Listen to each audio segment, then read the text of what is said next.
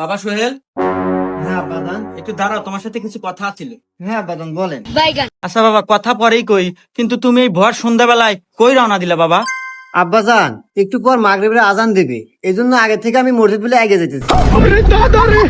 আহ বাবা, তোর কথা শুনে বুকটা ভরে গেল। তুই কত খারাপ ছিলি, বন্ধু বান্ধবের সাথে আজে বাজে নেশা করতি।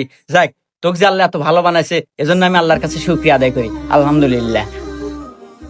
আচ্ছা আব্বা, তুমি জানি কি জানি বলতে চাইলে, ওটা একটু বলো, নইলে আবার আজান দিয়ে দিবে, আমার মসজিদে যাওয়া লাগবে। ও আচ্ছা বাবা, ঠিক আছে। ওই যে তোর মার না খুব অসুস্থ, কয়েকটা টাকা লাগতো, একটু ওষুধ আনতাম। ও আচ্ছা আব্বা, দিতেছি। ठीक है। रुको जरा।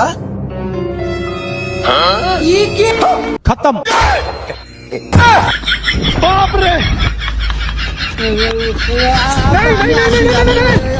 আসি।